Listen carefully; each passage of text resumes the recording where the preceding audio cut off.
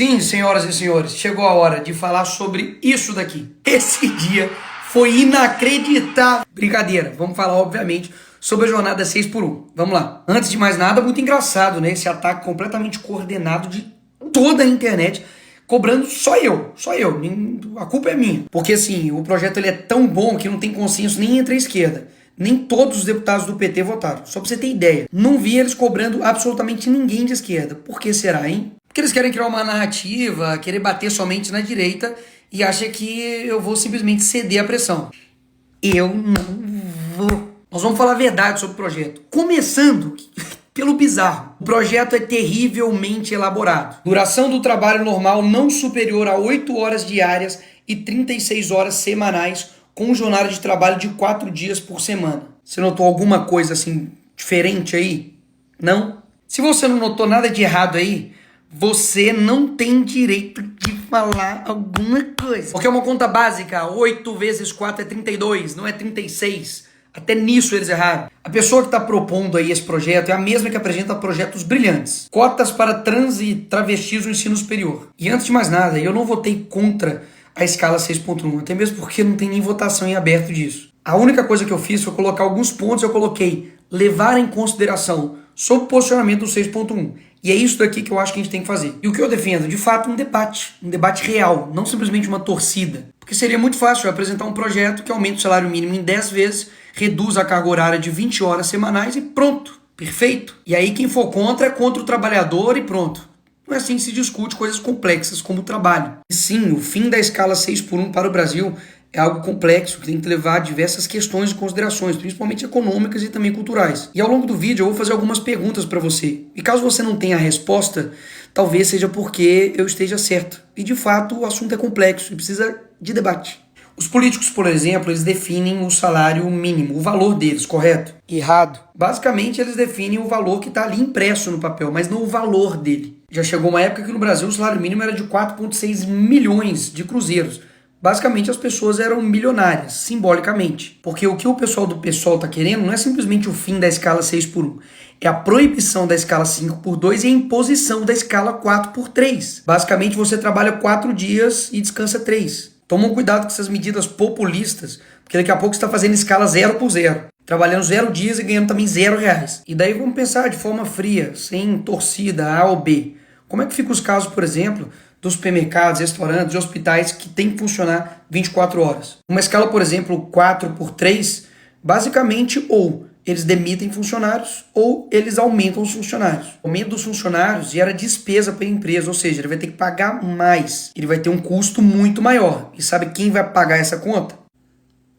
Exatamente, você. Ou seja, a discussão é só se vai aumentar o desemprego ou a informalidade, porque destruir o sustento do pobre, não tenho dúvidas. Todas essas medidas irresponsáveis geram inflação. E inflação gera aumento de tudo. A notícia de agora, preço de alimentos já sobe mais do que o dobro da inflação esse ano. Ou seja, esses efeitos aqui atacam a todos, mas principalmente as pessoas mais humildes. E o que vai acontecer quando essas consequências virem? Porque elas virão. Uma coisa eu tenho certeza, não vai ser culpa da esquerda. Pode ter certeza. Porque na época da pandemia fez isso aqui, ó. Faça sua parte, fique em casa, economia a gente vê depois. Porque depois desse sloganzinho bonito que preencheu o coração de todo mundo, esse aqui foi o resultado da pandemia. O supermercado subiu 31%, conta de luz 33% e gasolina 44%. E depois, o que aconteceu? A culpa foi de quem? Do Bolsonaro.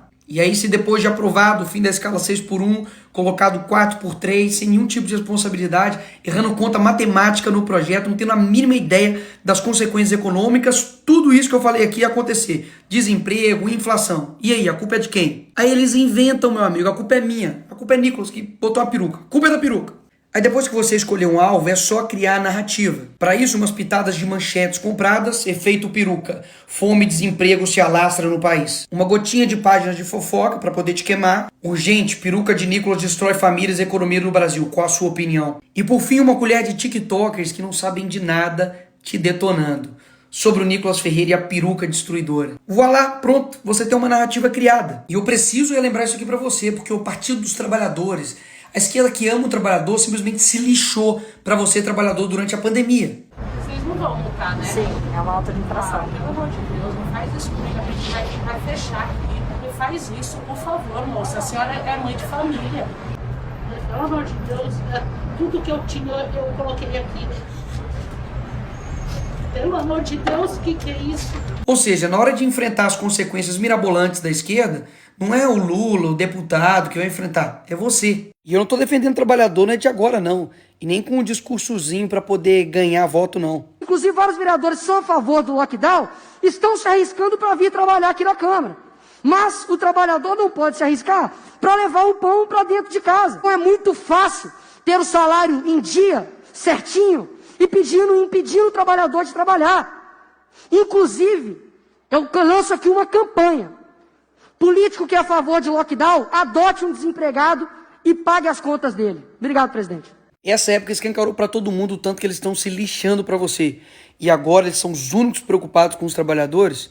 Entenda, a esquerda faz de tudo pro voto. Tudo. E amam vender um discurso fácil. Para de comprar isso, que o Brasil vai para frente. Vai por mim. Mas vamos continuar. Será que esse pessoal realmente está preocupado com o dinheiro público, que é o seu dinheiro? Vamos ver. 1,5 milhão tá quase de fundo, que é o seu dinheiro, basicamente sendo usado para poder financiar a campanha política. Glauber Braga aí também, ó, que fez desafio para os bolsonaristas, dá só uma olhada também. Quase também 1,5 milhão também, ó, do PSOL, Partido Socialismo e Liberdade. Gasto seu dinheiro da forma que eu quero. E essa galerinha que fala que a gente não trabalha, etc. Fazendo um rápido comparativo aqui entre o Glauber, que apresentou 120 propostas e 0 relatadas, eu tenho 205 e 2 relatadas. Ou seja, eles amam os números, falar de projetos, etc e tal. Tá aí os números. Eu, inclusive, tenho 30 projetos de leis apresentados, que eu vou postar no meu Instagram agora, pode ir lá ver. E não tenho nenhuma falta em plenário. 0. Ou seja, aqui vai um ponto interessante.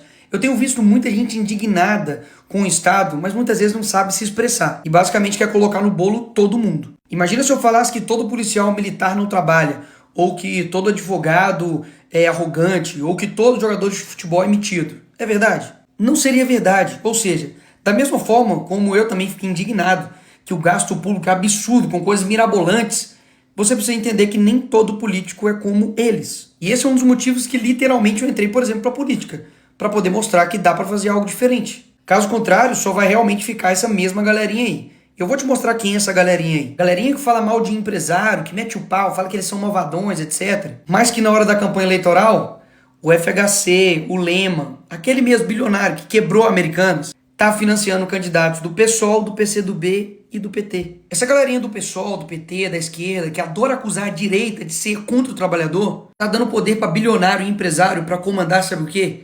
A educação do nosso país. Eu também fico puto com a diferença de salário de um deputado, de um senador, um trabalhador comum do Brasil, mas concorda que eu não tenho culpa do salário que é de deputado. Agora, onde está toda essa indignação quando, por exemplo, na Lava Jato, um esquema de corrupção aconteceu no governo do PT, que quebrou quase 5 milhões de empregos? Onde que estava esse pessoal? Cadê a indignação deles quando o STF está gastando 1 milhão em lagostas e vinhos? Cadê a indignação quando o judiciário do nosso país custa 132 bilhões do nosso dinheiro? Ninguém tirou mais dinheiro do bolso do pagador de imposto do que o Lula. Só esse ano foram 3 trilhões em impostos arrecadados. Cadê a indignação? Cadê a indignação quando o Lula corta verba de bolsa de estudo, educação básica, farmácia popular? Quando ele corta 4 bilhões da saúde, educação, ciência e tecnologia? Cadê? Cadê a indignação quando o Lula colocou 37 ministérios e agora já está com 40? E eu votei contra isso. E o PT, a esquerda inteira, votou a favor disso. Quem sustenta esses ministérios? Adivinha? Você?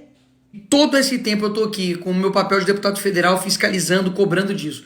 Aí agora, magicamente, o problema todo é meu ou da direita e eles estão assim, tranquilos, são virtuosos. Eles querem sinalizar virtude, debater, gritar, mas na verdade não tem nada de concreto para a vida do trabalhador, uma mudança real, não tem. Até mesmo porque o próprio PT que defende isso aqui, ó, aumento de IPTU e ISS para cadeias de lojas, redes e bancos. Ou seja, é aumento que no fim das contas rebate em você. É a forma tributária aí do Lula que só está encarecendo as coisas. Boulos, que é uma figura aí do pessoal, gastou 80 milhões, é quase esse dinheiro todo, de dinheiro do fundo eleitoral, para poder fazer campanha. O Lula só nos primeiros meses do ano já gastou 170 milhões em cartão corporativo. Tá gastando quase 1 bilhão da sua grana com publicidade em pleno ano eleitoral. Ô, coincidência! Já gastou mais de 3 bilhões só com diárias e passagem, viajando ao mundo. Só na África foi 200 mil reais da sua grana para sustentar lá o pai dos pobres. Gastou 216 mil reais para ficar em hotel de luxo, enquanto o Palácio da Alvorada estava sendo reformado. E eu denunciei isso. Você acha mesmo que esse pessoal está preocupado com você? E você acha mesmo que todos os problemas sou eu ou a direita? Poxa, não dá. É inegável que a escala 6x1 é exaustiva para o brasileiro. Mas a gente precisa debater. E não é porque eu não trabalho nessa escala que eu simplesmente não devo ser ouvido ou eu não devo abrir o debate. E é isso que eu quero fazer e é o que eu estou fazendo aqui. Só que eu vou te levar ao problema real. E não vou ficar falando coisas simplesmente para poder te agradar ou para eu ter votos. Muita gente falou, Nicolas, toma cuidado, não faz esse vídeo, é muito sensível. Eu sei que é sensível, mas eu acredito que todo mundo tem uma capacidade de entender as coisas. E é por isso que eu estou falando aqui com você. Eu sei que você já ouviu que o brasileiro produz muito pouco. E olha, o brasileiro leva 1 hora para produzir o que o americano faz em 15 minutos. E por quê? Será que é porque o brasileiro é preguiçoso, ele não trabalha? Claro que não, você sabe disso, você trabalha pra caramba. Um dos motivos é que o brasileiro demora 1, 2, 3 horas para chegar no seu serviço e mais 2, 3 horas para poder voltar. É claro que vai perder a produtividade dessa forma. Você praticamente perde seu tempo inteiro somente em trânsito. Só que esse tipo de coisa acaba passando batido. Porque a gente está tão acostumado com um transporte público de merda desse que, enfim, ficou normal. A criminalidade atrapalha também a produtividade do brasileiro. Porque afinal de contas, ele está lá parado no ponto de ônibus e vê um bandido e rouba o celular dele. Porque ele dividiu em 12, em 30 vezes. Se ele passa mal, lascou. O cara fica lá 8, 12, 1, 2 dias parado para poder ter uma consulta. Quando chove, a rua da sua cidade fica dessa forma, uma porcaria. É uma linha de asfalto. Claro que isso também atrapalha a produtividade. Se você tem um carro, você vai ter gastos com ele, porque não tem carro que sobreviva a isso aqui. E gradativamente dessa forma, durante o seu dia você não percebe. Mas o Estado está te ferrando. Então eu concordo, o debate é muito mais do que simplesmente direita e esquerda. É sobre um Estado preguiçoso, grande, que te suga e não te entrega nada. E o responsável por executar tudo isso é o poder executivo. E eu não vou falar a resposta não, você responde aí na sua casa. Nos últimos 30 anos, qual é a ideologia que predomina nos poderes executivos? Presidente, governador e prefeito. Então, ou seja, o buraco é muito mais embaixo. E pessoas assim, que têm essa postura, quando alguém não concorda 100% com essa pessoa e discorda, ela passa a ser traidora, ela passa a ser uma inimiga. Muito dificilmente desse tipo de gente vai vir alguma coisa que realmente vai te ajudar. Neymar tem um salário de 21 milhões por mês. Temos aqui derrotar o Bolsonaro e taxar as grandes fortunas. Esse tipo de gente que vai te ajudar? Sério mesmo. Gente que fala mal do Neymar, tô brincando, mas gente que tem um pensamento tão esdrúxulo assim, que basicamente tem um ódio, tem uma raiva de empresários, de quem gera emprego, de quem gera renda. E na verdade ele é um hipócrita que se coloca em defesa dos trabalhadores, mas que simplesmente tanto o seu partido, ou o partido que está na presidência, o PT, nada faz por eles. Propostas tão esdrúxulas que fez 8 vezes 4 virar 36. E pode falar, o que quebra o empresário não é pagar o salário do trabalhador, INSS, 13º, férias, não. É a quantidade de impostos que o empresário tem que pagar. A gente quer que todo mundo ganhe nesse país. O problema é que o empresário é explorado pelo Estado, ele acaba também explorando o trabalhador e todo mundo se ferra. E o resultado disso, basicamente em 20 anos o empresário quebra e o trabalhador fica pobre durante 50 anos. E eu sei a pergunta que você está fazendo é, e o que dá para fazer? É possível, por exemplo, mudar o modelo de contratação, de pagamento por hora, de 20, de 30, de 40, 50 horas. Mas isso, obviamente, vai esbarrar em diversas questões burocráticas trabalhistas, que está na CLT. Desonerar a folha para todos, ou dar incentivo fiscal a empresas que acabarem com 6x1 ou 5x2. Enfim, dá para fazer muita coisa. E é isso que eu e vários deputados têm feito, trabalhando para poder entregar algo de fato plausível. E não somente uma oferta fantasiosa para poder te agradar. Isso dá para fazer. O que não dá é jogar o debate para esse nível. Se os empresários são tão bons, trabalhem eles mesmos em suas empresas.